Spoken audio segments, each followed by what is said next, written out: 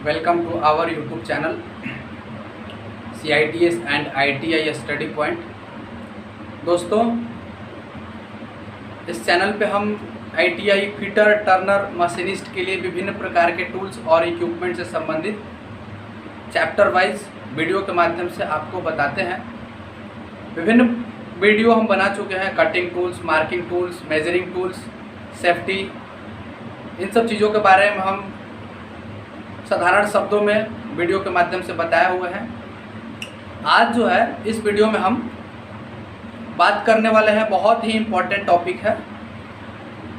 यह टॉपिक कोई भी मैकेनिकल डिपार्टमेंट हो या इंजीनियरिंग डिपार्टमेंट हो, किसी भी फील्ड में इसका यूज़ बहुत ही ज़्यादा किया जाता है। आज जिस टॉपिक की हम बात करेंगे, जिसकी चर्चा करेंगे, इस टॉपिक से हम लगभग 4 या 5 वीडियो बनाएंगे। 4-5 वीडियो में हम इसको कवर करने की कोशिश करेंगे। तो आज जो है हमारा आज का टॉपिक होगा इंटरचेंजेबिलिटी। ये जो है इंटरचेंजेबिलिटी, नाम सुनने से ही यदि कोई भी टेक्निकल नॉलेज रखता है तो उसको नाम से ही कुछ पता चलता होगा। इसका शाब्दिक अर्थ हिंदी में होता है विनिमयशीलता, जिसमें हम लिमिट, फिट, टॉलरेंस की बात करेंगे। लिमिट क्या होता है, फिट क्या होता है और टॉलरेंस क्या होता है, यह कितने प्रकार के होते हैं, टॉलरेंस कितने होते हैं, लिमिट कितने दिए जाते हैं, फिट क्या होता है। उसके बाद इस चैप्टर में हम बेसिक साइज, मानक विचलन, इन सब चीज़ों के बारे में सीक्वेंस वाइज पढ़ेंगे। तो सबसे पहले बात आती है हमारी इंटरचेंजेबिलिटी की, विनिमयशीलता की। ये क्या होता है?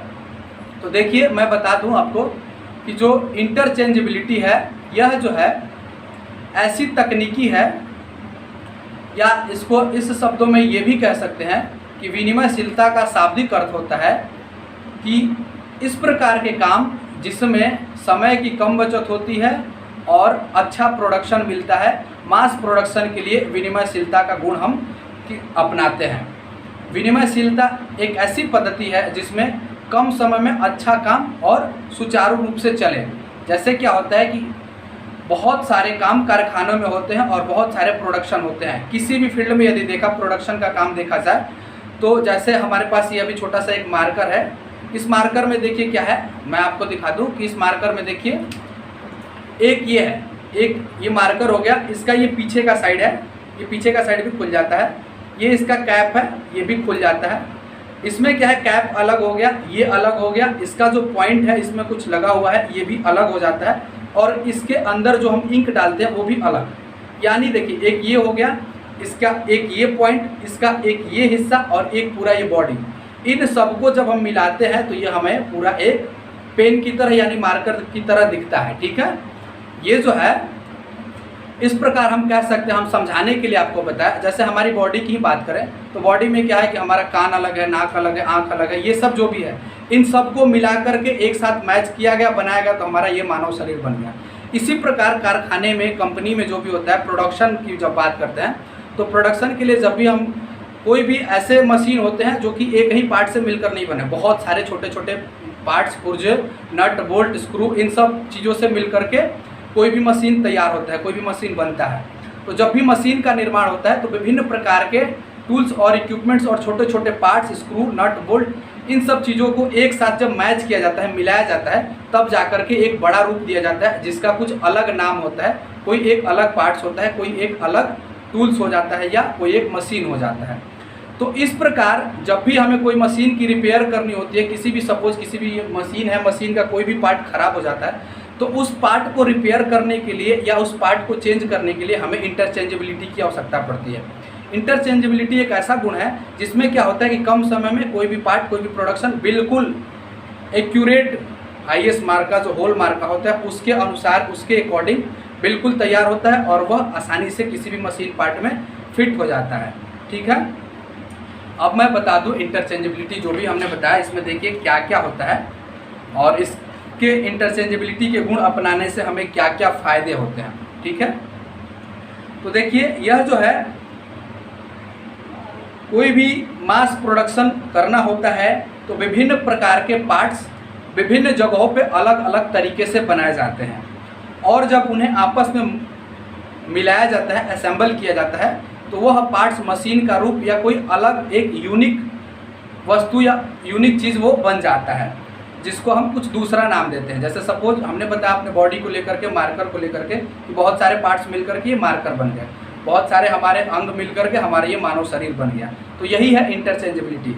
इसमें क्या होता है कि इस गुण के आधार पर मशीन के खराब पार्टों को बदलकर नया पार्ट कंपनी से मंगवाकर फिट कर लिया जाता है। कोई भी प्रोडक्शन होता है, कोई भी पार्ट बनते हैं, तो जो भी पार्ट्स किसी मशीन के कोई भी पार्ट्स खराब होते हैं तो उस पार्ट्स को कहीं से भी हम मंगा करके उसमें फिट करके उस पार्ट्स को लगा करके उस मशीन को फिर पहले की तरह हम यूज कर सकते हैं। और देखिए इसमें क्या है इंटरचेंजेबिलिटी में, इंटरचेंजेबिलिटी प्राप्त करने के लिए पार्टों को सही साइज और टॉलरेंस में तैयार किया जाता है। टॉलरेंस की बात हम आगे करेंगे, अभी हमने बताया कि इस चैप्टर में हम क्या क्या पढ़ेंगे, लिमिट, फिट, टॉलरेंस। उसके बाद इसमें मानक विचलन क्या होता है, वास्तविक साइज क्या होता है, इन सब चीज़ों के बारे में बहुत सारी चीज़ें हैं, इनके बारे में हम सीक्वेंस वाइज पढ़ेंगे, अभी हमने जो बताया। उसके बाद है कि इंटरचेंजेबिलिटी के लाभ क्या है, यानी जो विनिमयशीलता का गुण हम अपनाते हैं या कंपनी कोई भी विनिमयशीलता का गुण अपनाती है तो उससे क्या क्या फ़ायदा होता है। तो कि इसमें समय की बचत हो जाती है, उसके बाद लागत कम होती है, और कारीगर जो होते हैं वह कुशल कारीगर ही तैयार कर सकते हैं, कम समय में लागत कम और हाई प्रोडक्शन, कम समय में ज़्यादा पार्ट बनता है, ये उसको विनिमयशीलता कहते हैं। देखिए इसमें क्या है, रिपेयर हो जाते हैं कोई भी पार्ट्स। उसके बाद है कि टाइम की जो बचत हो जाती है। उसके बाद ख़राब पार्ट जो है वह तुरंत चेंज होके फिर दूसरा पार्ट बन जाता है। यदि कोई पार्ट अब वो चेंज होने वाली नहीं तो उसको हटा करके दूसरा पार्ट हम लगाते हैं या बनाते हैं या कहीं दूसरी जगह से मंगाते हैं, तो पहले की अपेक्षा इसमें रिजेक्शन भी कम होता है। इंटरचेंजेबिलिटी के गुण के कारण रिजेक्शन कम होता है, समय की बचत होती है, और जो कारीगर है अच्छा काम करता है, रिपेयर हो जाता है और प्रोडक्शन हाई रहती है। ठीक है, तो ये सब होगा इंटरचेंजेबिलिटी के कुछ महत्वपूर्ण लाभ, और हमने अभी बताया इंटरचेंजेबिलिटी। आगे इसमें हम बात करेंगे कि इसमें क्या क्या होता है और ये किस प्रकार लिमिट कैसे दिया जाता है, लिमिट क्या होता है, कितने प्रकार के लिमिट होते हैं, फिट क्या होता है, फिट कितने प्रकार के होते हैं, फिट कैसे दिया जाता है। ज़्यादातर ये होल और शाफ्ट के लिए ये सब यूज किया जाता है, यानी दो पार्ट्स होते हैं, दो पार्ट्स को मैच करने के लिए जो भी हमें छूट दी जाए, टॉलरेंस दी जाए, लिमिट दी जाए, क्या फिट दिया जाता है, इन सब चीज़ों की बात हम इस चैप्टर में करेंगे।